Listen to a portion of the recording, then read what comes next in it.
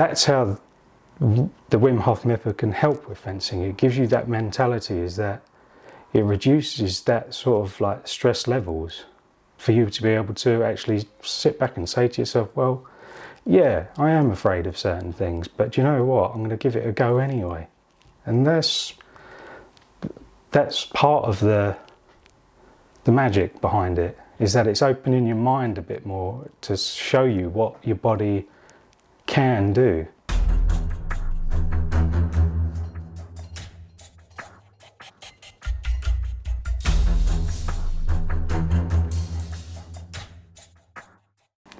So how can the Wim Hof Method actually help with fencing? And really, I believe myself that I've actually spent a long time now. Well, not long. It's been really 2 years. I've really enjoyed it. It has been hard though. You do get ups and downs, but it has been overall a really tremendous experience. So the benefits of the Wim Hof experience is, and for those that don't know who he is the Iceman. He's broken countless records actually. It's very impressive.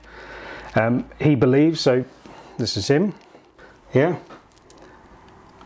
and he believes that anyone can do what he can do.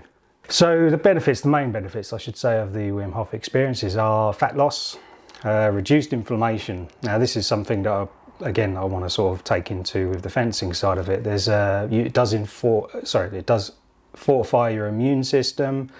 There's the production of endorphins. You get better sleep quality, and I believe, yes, it balances out your hormone levels as well. When did I start? As I say, I started 2 years ago. Why did I do it?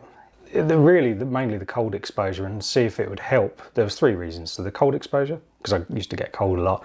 I lost a lot of weight. So not only was I getting too cold, I was getting ill a lot, and I have hay fever. And this is supposed to help you refocus in how you look at your body, and you go deep into the mind, into a cellular level. The course itself that I went to, was, as I say, was with a friend of mine. It lasted from 10 o'clock till 4 o'clock, and a lot of that was the first part of it for like an hour or so was the principles, the core foundations of how you are supposed to be taking this practice. The next was also then a continuous breathing exercise. It lasted quite a long time. I believe it was around about 2 hours, maybe a little bit more, but it literally went like that. It flew by, and that was, you kind of get high on your own oxygen. It sounds crazy, but it really works, and I really enjoyed it, and it did really make me think afterwards. So then after that we had a little bit of lunch, we moved away, and then we come back, and that was part of, we did another bit of breathing, and then we jumped straight into the pool. When I got in, it was scary, I won't lie, because obviously I was afraid of the cold. I'd spent so long out in it, and you wouldn't think that I would be, but once you get in there, it hurts. The first time you do it, it does hurt. So the stress levels absolutely shoot through the roof, but there's something empowering about it. Yeah, very empowering. And once you start controlling yourself, that's something that I think can really help with everyone. Like learning to control your fear, learning to control your body. The breathing, if you break this down, this is a series of cycles. So you will start off with, say, between 30 and 40 breaths. After the 30 or 40, depending on how you're feeling, you sigh or slightly exhale out. So it's like a and then hold from there. So it's on the exhale that you do hold, and then from there you can set a timer or just go how you feel. And now it's meant to be between 3 to 4 and then up, however long you want to do it, however your body feels. And that's again one of the main things really you should listen to, is your body and how it feels. So do how you feel, like with all practices. Now I've dedicated more of my practice to this, I have actually really increased my breath retention. And this is something that really eluded me for a while, but what it came down to was I just wasn't dedicated enough to the breathing itself. And, you know, losing myself inside my own body and really trying to understand what my body is and what it can do. So when I started really dedicating myself more to this practice, that's when I started seeing a lot more results, especially after like exercise as well. The next morning I would do my breath retentions and obviously my breathing exercises, and I have found that I ache. Yes, of course I do. I can try and eradicate that as much as I can, but the joints don't seem to ache as much like they used to. So that's another good thing, actually. If you take that dedication of what you're doing from the Wim Hof Method and taking its benefits as well, so you're looking at the immunity, you're looking at the production of endorphins, so less stress, you're getting better sleep, you're reducing inflammation, you're improving fat loss. I don't know whether I mentioned that. So all of those things in conjunction, you're just making yourself a better person all around.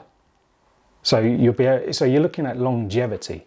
You're looking at longevity, and that's really something that we should all be looking at in our practices. You don't want to be just doing it, say, for 10 years. Look at sport fencers, okay? Look at Olympic sport fencers. They put their bodies through an insufferable amount of pain just to be able to move a lot faster and be at the top of their game. You think of how far they have to lunge and stretch and all that sort of stuff. I mean, if you're fencing as a hobby, HEMA, Kendo, or like myself, I'm more of, I suppose, a practical historical swordsman, or just, if you want to just say, a swordsman. That's really what I am.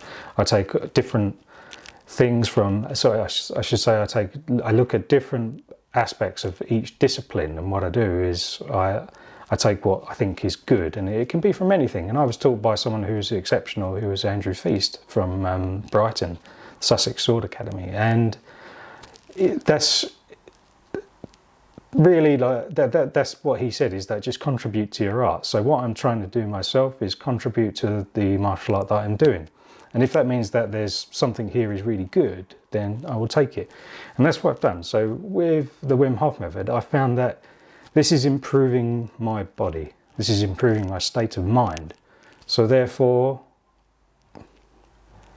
I need to put it into my system. Of course I do. It helps. Well, it's helping because it's improving my body, it's improving my tolerance levels, it's improving my state of mind, it's improving the fact that I can go into an ice bath and I can sit there for a few minutes and I'm not freaking out anymore. I can go into the cold now, and I can go in with just t-shirt and shorts, and I can stay there for an extended period of time when everyone else is absolutely freezing. So with fencing, and with any martial art, you need to adopt the mindset of trying to develop, forever develop. That was one of my mottos that I took on board, forever develop. But it's not just about the technique. You've got to do other things for your body to improve.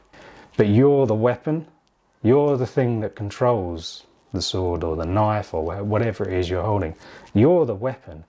So if you improve yourself, then you're going to get better all around. I mean, it's just attributes, isn't it? Think of like a computer game. And I know sounds silly, but you go on to like, I'm sort of 40 now and it's more old school, but you have like an RPG and you always increased all your attributes. And if you increase them up and up and up, every one by just a little bit, you're basically just going to get better.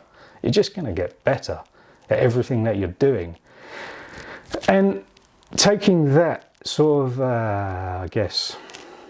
idea and applying it, and it's really that's when you consider yourself a martial artist, when everything you're doing throughout the day is more gearing to better yourself and better your craft and trying to contribute. And of course I'm not happy with my craft at the moment. I'll probably never be completely content with it, but that's the point, is as soon as you become truly happy with it, then you're just never really going to try and develop anymore.